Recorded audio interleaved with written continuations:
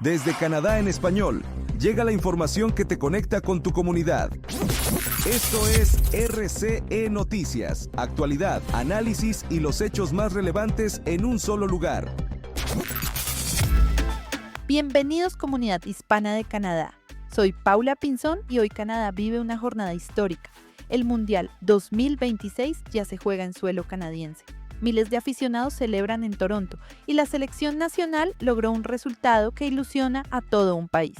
Pero también tenemos noticias importantes sobre seguridad, política internacional y fenómenos climáticos que podrían afectar al planeta durante los próximos meses. Comenzamos.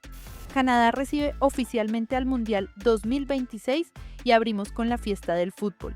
Toronto celebró su gran jornada inaugural rumbo al Mundial 2026 con música, espectáculos y miles de aficionados reunidos para dar la bienvenida al torneo más importante del planeta.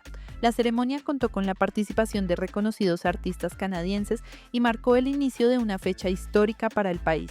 Canadá celebró este 12 de junio su propia ceremonia inaugural del Mundial 2026 con un espectáculo multicultural en el Estadio Toronto previo al partido entre Canadá contra Bosnia y Herzegovina. El show estuvo encabezado por Michael Bublé y contó con la participación de Alanis Morissette, quien interpretó el himno nacional canadiense. La ceremonia también reunió artistas como Alessia Cara, Jessie Reyes, Iliana, Nora Fatehi, Beach Dream, William Prince y Sanjoy en una puesta en escena inspirada en la diversidad cultural del país. Con ello, Canadá se convirtió en el segundo país sede en realizar su acto inaugural dentro de la primera Copa del Mundo de la historia con 3 ceremonias de apertura y 48 selecciones participantes. Aunque la ceremonia estuvo marcada por la música y la celebración multicultural, también hubo un detalle que no pasó desapercibido: la presencia de múltiples asientos vacíos en el Estadio Toronto, dejando la sensación de una inauguración lejos del lleno esperado para un mundial. Las imágenes desde distintos sectores del inmueble rápidamente comenzaron a circular en redes sociales, donde aficionados cuestionaron la entrada registrada para un evento que marcaba uno de los eventos más simbólicos de la Copa del Mundo en territorio canadiense.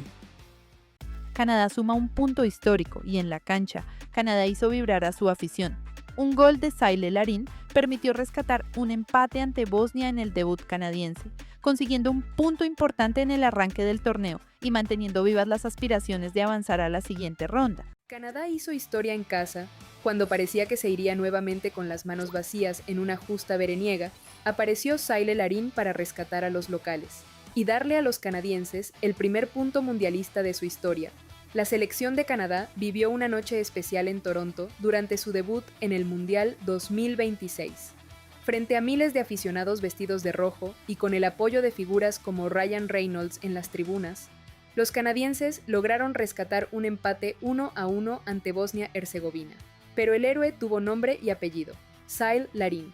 El delantero ingresó de cambio al minuto 76 y apenas 2 minutos después cambió el rumbo del partido. Con la primera pelota que tocó, Larin recibió un pase de Promise David dentro del área, controló de espaldas, giró entre defensores y definió con un potente disparo para empatar el encuentro. Un gol que provocó la locura en las tribunas y que además quedó marcado en la historia del fútbol canadiense, porque significó el primer punto que consigue Canadá en una Copa del Mundo. Antes de este torneo, los canadienses habían perdido sus 3 partidos en México 1986 y también sus 3 encuentros en Qatar 2022. Bosnia-Herzegovina había tomado la ventaja desde temprano. Al minuto 21, Jovo Lukic aprovechó un tiro de esquina para marcar de cabeza el 1-0. Parecía suficiente para los europeos, pero Canadá no dejó de insistir y encontró recompensa gracias a Larin. Así, los anfitriones sumaron su primer punto mundialista y mantienen viva la ilusión de avanzar en el torneo mundialista.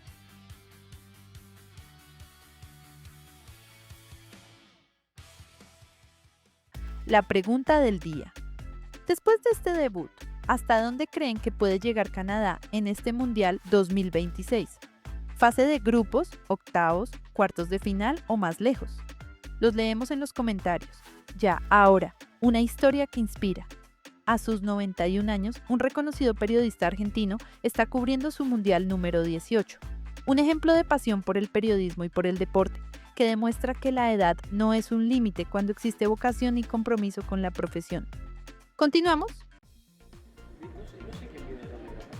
Desde el Mundial de Suecia 1958, el fútbol ha cambiado táctica, tecnológica y económicamente. Cambios que no han alterado la rutina del periodista argentino Enrique Macaya Márquez, quien cubre el torneo cada 4 años. En 2026 ampliará su récord y cubrirá el torneo por 18ª vez.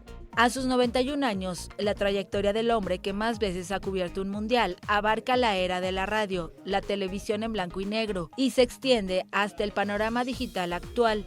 Problemas de salud han obligado a esta leyenda del periodismo deportivo argentino a limitar sus apariciones en los medios, pero no tiene intención de perderse el torneo que comenzó el jueves en México, país coanfitrión, junto con Estados Unidos y Canadá. Es parte de la vida. No se puede tomar a mente. El periodista argentino tenía solo 23 años cuando Radio Belgrano de Buenos Aires lo envió con un pequeño equipo a cubrir el Mundial en Suecia. Viajar al país escandinavo no fue tarea fácil. El reportero recuerda haber llegado casi por milagro, tras varios viajes en avión, tren y ferry. Milagrosamente, un DC-7, estamos hablando con aviones que tenían que hacer escalas en todos lados prácticamente, porque no había forma de llegar, no había autonomía por parte de los medios de comunicación, pero sobre todo los medios para poder viajar y poder llegar. Ese mundial vio nacer a Pelé, quien con 17 años llevó a Brasil a su primer título mundial. Aún habiendo visto al rey de cerca, el mejor de todos para el periodista fue otro jugador de la época, Alfredo Di Stéfano. Y para mí fue el mejor. Y en comparación con lo que confrontaba en ese momento, fue el mejor. Pero bueno, yo también tenía una amistad con Alfredo Di Stéfano que podía traicionarme mi opinión un poco más exigente respecto del rendimiento del jugador. Desde 1958 no ha habido una Copa del Mundo sin la presencia de Macaya y en 2026 eso no cambiará. El periodista cubrirá a la selección argentina en Estados Unidos como comentarista para DirecTV, The Sports y The Sports Radio. Macaya fue reconocido por la FIFA en 2022 como el periodista con más coberturas mundialistas. Luto en Toronto. Ahora vamos con una noticia que ha conmocionado al país. Un oficial de la policía de Toronto murió durante un operativo relacionado con la investigación de los disparos registrados meses atrás contra el consulado de Estados Unidos.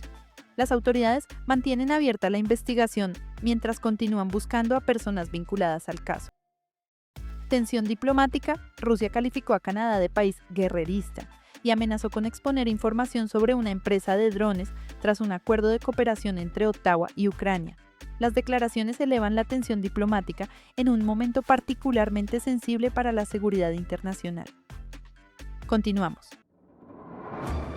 Rusia calificó este miércoles a Canadá de país guerrerista y amenazó con divulgar la dirección de una empresa canadiense que forma parte de un acuerdo de producción de drones con Ucrania. La portavoz del Ministerio de Relaciones Exteriores ruso anunció la medida en una rueda de prensa en Moscú. El acuerdo en cuestión, firmado hace 2 semanas, implica una alianza entre la empresa ucraniana Airlogics y la firma canadiense Sentinel R&D con sede en Hamilton, Ontario. El convenio contempla la fabricación de drones en Canadá que podrían ser desplegados en el frente de combate en Ucrania. Moscú argumentó que el acuerdo permite a Ucrania ocultar suministros militares en un tercer país y que Canadá no puede presentarse como un mediador de paz mientras actúa, según sus palabras, como un promotor de la guerra. El embajador ruso en Ottawa señaló además que el trato busca que Canadá obtenga beneficios económicos del conflicto y advirtió que Moscú toma nota de este acuerdo en su planificación militar y política. El ministro de Defensa canadiense respondió que Ottawa no se dejará intimidar y reafirmó el apoyo del país a Ucrania. Señaló que la crítica rusa era previsible, dado el respaldo que la Alianza Atlántica brinda a Kiev, y prometió continuar con ese apoyo de manera firme. Canadá ha comprometido más de 25.500 millones de dólares canadienses en asistencia total a Ucrania desde el inicio de la invasión a gran escala en 2022, incluyendo 8.500 millones en ayuda militar.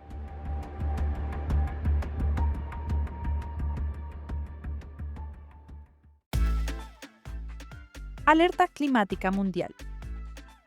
Los expertos confirman que el fenómeno de El Niño ya ha comenzado y podría alcanzar una intensidad excepcional durante los próximos meses. Meteorólogos advierten que esto podría traducirse en temperaturas extremas, sequías, inundaciones y fenómenos meteorológicos más severos en distintas regiones del mundo. El fenómeno del Niño ya ha comenzado, así lo afirmó el jueves la Administración Nacional Oceánica y Atmosférica de Estados Unidos. Los científicos prevén que este fenómeno meteorológico asociado a sequías, inundaciones y temperaturas extremas se intensifica hacia finales de año y podría alcanzar una magnitud histórica. El Niño eleva la temperatura de la superficie del Océano Pacífico Ecuatorial y provoca cambios globales en los vientos, los patrones de lluvia y las condiciones climáticas. En su informe más reciente, los científicos de NOAA indicaron que existe un 63% de probabilidad de que se produzca un fenómeno muy intenso entre noviembre y enero, uno de los más fuertes registrados desde 1950. A pesar de ser un fenómeno natural, El Niño agrava el clima de un planeta que ya sufre altas temperaturas causadas por la quema de combustibles fósiles. También el jueves, la Organización Mundial de la Salud informó que más de 200.000 personas han fallecido a causa de olas de calor extremas en Europa en los últimos 4 años. Según la OMS, la mayoría de estas muertes eran totalmente prevenibles, y estas condiciones climáticas afectan a millones de personas, física y mentalmente. Un estudio publicado el jueves por la Universidad Técnica de Dinamarca reveló que los glaciares de Groenlandia están liberando 4 veces más icebergs que hace 25 años debido al cambio climático. Los icebergs transportan grandes cantidades de rocas y sedimentos a lo largo de cientos de kilómetros mar adentro antes de hundirse y transformar la vida del lecho marino. El desprendimiento acelerado de los glaciares afecta a los entornos costeros, pero tiene repercusiones en todo el sistema más allá del Ártico. Según los expertos, las consecuencias no se limitan al aumentar el nivel del mar, sino que afectan directamente a los ecosistemas de aguas profundas, lejos de los glaciares.